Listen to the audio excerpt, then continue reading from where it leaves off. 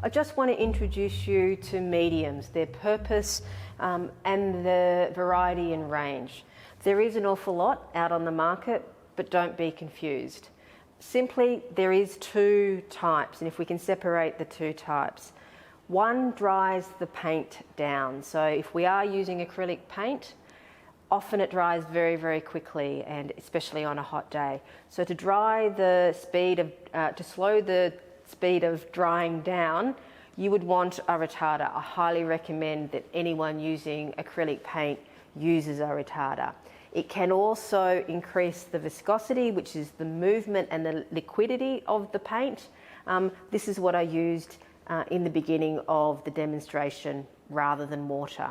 It is recommended that you thin the paint down with retarder rather than water, because water does break down the quality of paint. There's a whole range of other mediums to consider as well. Generally, most of them are just called medium. Here I have a binder medium, I have a clear glaze medium, or I have something called a gloss medium. Essentially, a medium acts like a diffuser within the paint, and it does allow a little bit more liquidity. What it also does is allows the paint to sit up on each other. When you apply water to paint, when it dries and evaporates, the layers of the paint sit very, very closely together.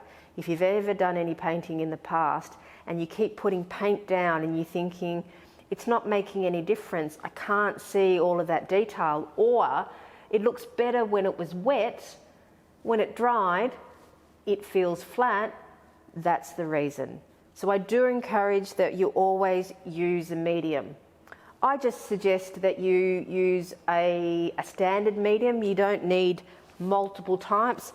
This one is an all-purpose. It's simply called a binder. It can be used at the beginning of putting the paint down to keep it moving, and it can also be used as a glaze.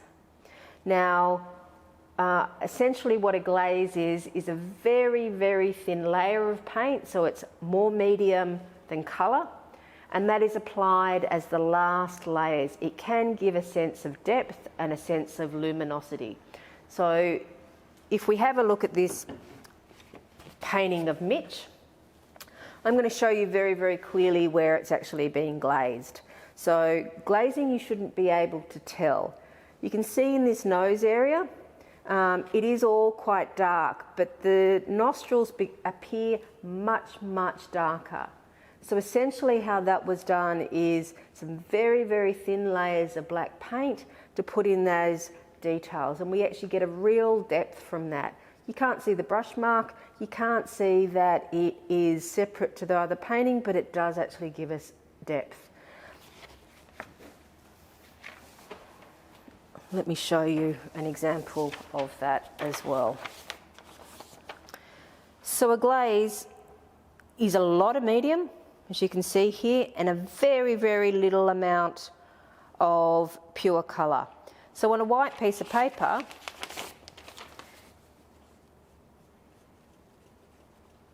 it's hardly there. What a glaze is designed to do is to be layered. So if I keep layering that amount of paint over and over and over, I'm going to get a real sense of depth.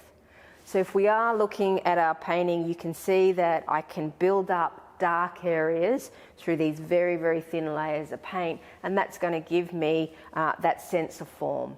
Consider that in the way that you're working. There's one more type of medium that you may want to play with or consider. It's called a texture paint or a thickener, and you'll see here it's in a tub and it's really quite solid. What it's designed to do is bulk out the paint so that it is nearly the same consistency in paint.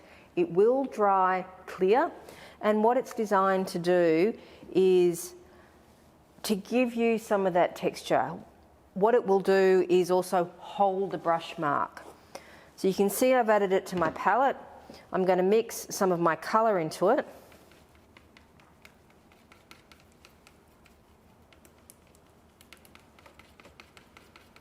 It has made it slightly lighter, and you need to consider that as well.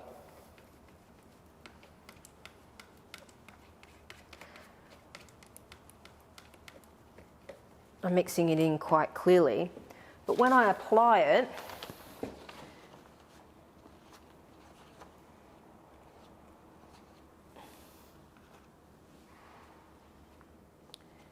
I can apply all of that texture in bulk. Now that will dry exactly as it is. It won't flatten out. So you can use a palette knife and get some nice textures. You can add other things to this medium, such as sand or sawdust, if you want something that has a real tangible materiality. But it does provide a whole different range of surfaces for your painting. I suggest that you don't put that down in the first layers. It is something that you would consider potentially in the second, when you're working in the middle of the painting, because it's much lighter, and you can see it's mixed with white, so it has dulled the colour. To get that vibrancy of colour back on, you may consider applying a glaze over the top of it.